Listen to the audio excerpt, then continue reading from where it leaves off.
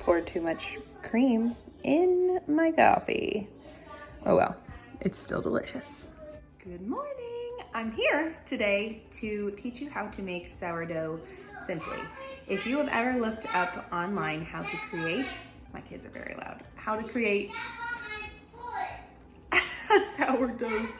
Do you hear this? A sourdough starter from scratch, you may find yourself scratching your head and finding that you're discouraged and that maybe you just don't want to try it, because you will find so many tutorials and it's really hard to find something that's just like simple. I am the queen of simple. If it involves me weighing things and doing all this scientific stuff, count me out. I want practical, quick, and I want to have the tools already at my home. I don't want to have to go purchase a scale or any of that. So it's really hard to find a recipe that's as easy as the one I use. So I thought I would just share how I create my own starter. You're going to need some sort of glass jar. I just use a wide mouth canning mason jar. Make sure if you do use a mason jar that you use a wide mouth and not a mouth that's, you know, smaller. And the reason is because you're going to be mixing things in here and it's much easier to get a spoon in there with a wide mouth than it is with a smaller mouth.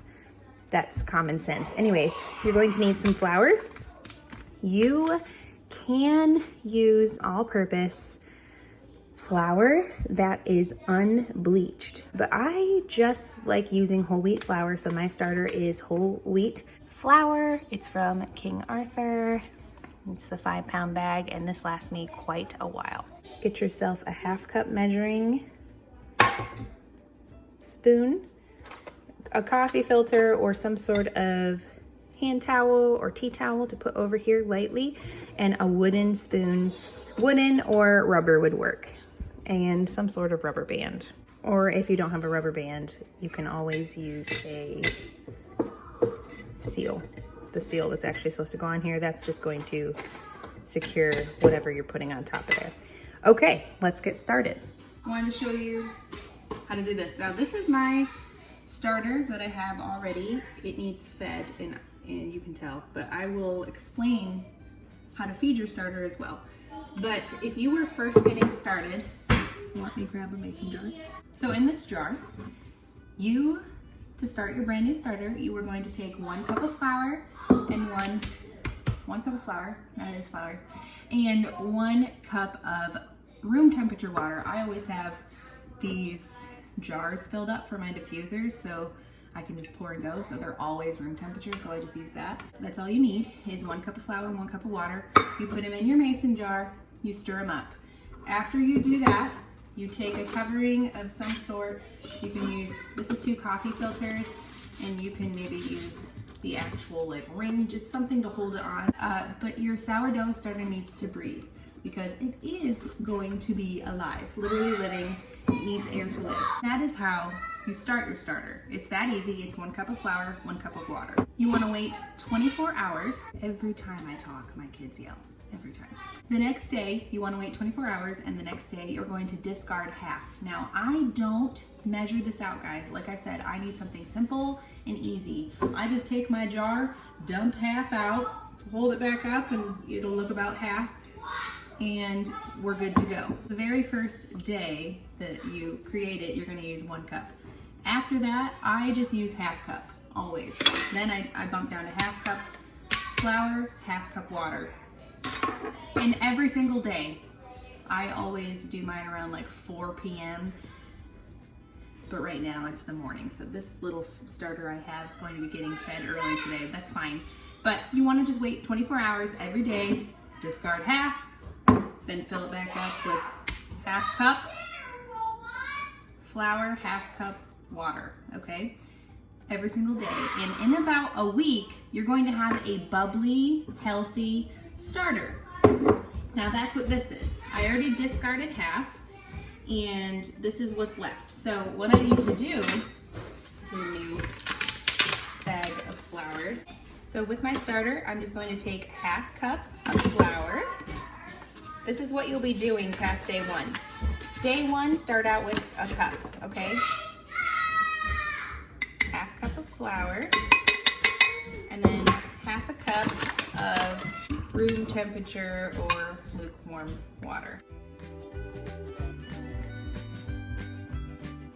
Now you want to mix. Now make sure when you mix, do not use anything metal. Make sure you're using wood or rubber, but I use wooden sticks.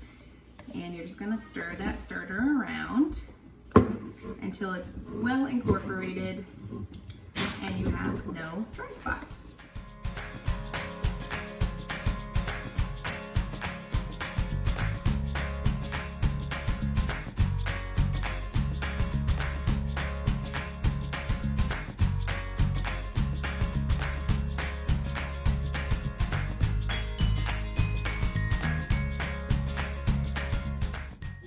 Now we have our sourdough starter all mixed, and then in about 7 days, when you start seeing, it might be less too, it depends on your area and how warm it is and how much wild yeast is in the air. But when you start seeing bubbles in this, that's how you know your sourdough starter is starting to work. It's also going to have like a sweet yeasty smell. Sometimes it smells sort of fruity. But you're going to really know it's working when you start seeing bubbles in this. And I will show you that in a bit. There's our banana bread. This banana bread was made from my sourdough starter. So these things are really useful. I'm super excited to try this. So now that this bad Larry's mixed, all you have to do every single day is make sure, this is where I use my coffee filters. You can also, like I said, use a tea towel or whatever you have on hand. Just to lightly cover, you want to make sure this can breathe. So I just like using 2 coffee filters and a rubber band. I've never had any problem with this method.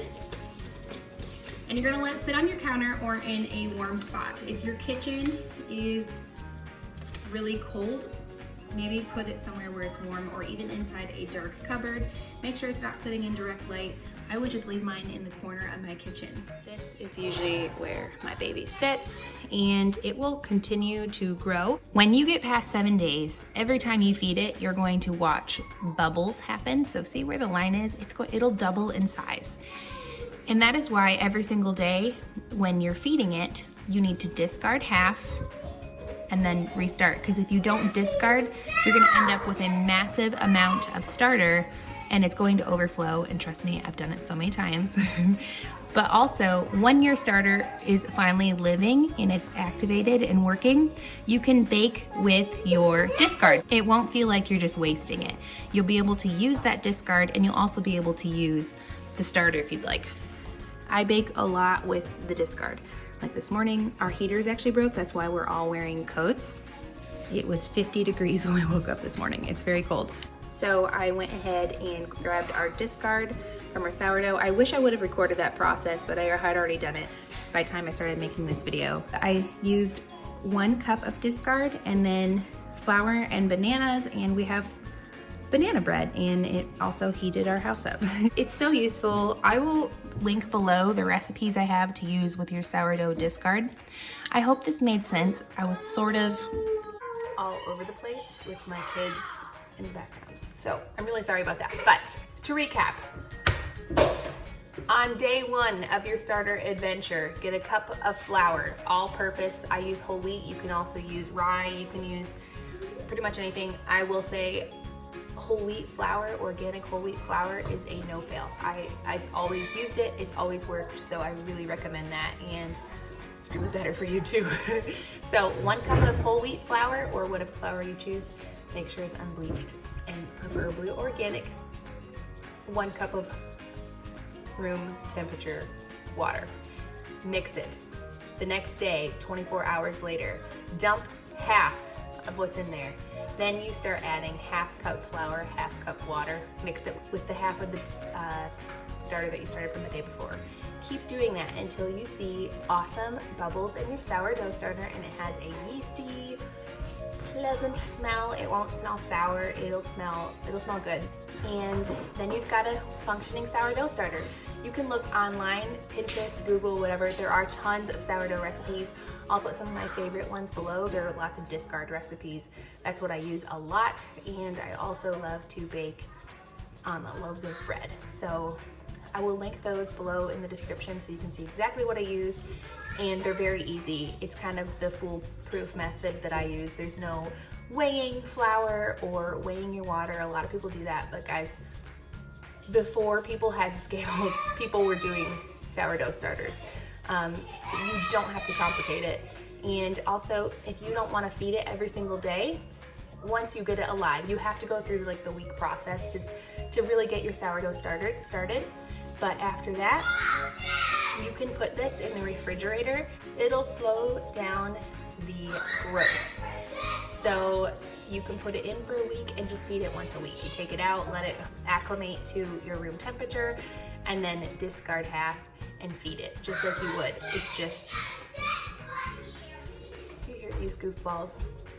It's just so you're not feeding a sourdough starter all the time. But I'm constantly making things. So I leave mine right out on the counter and I feed it every day, and I use my discard almost every day, maybe every other day.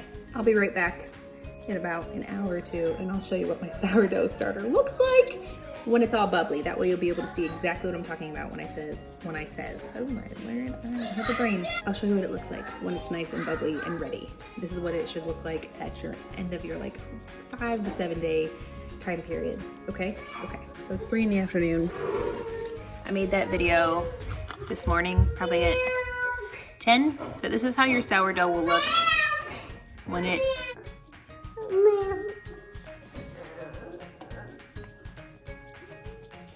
is alive.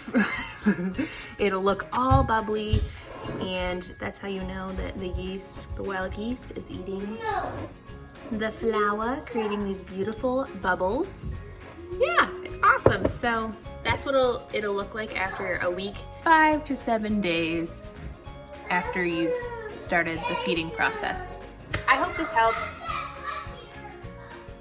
I hope you could hear me over my children. Until next time. Bye, guys.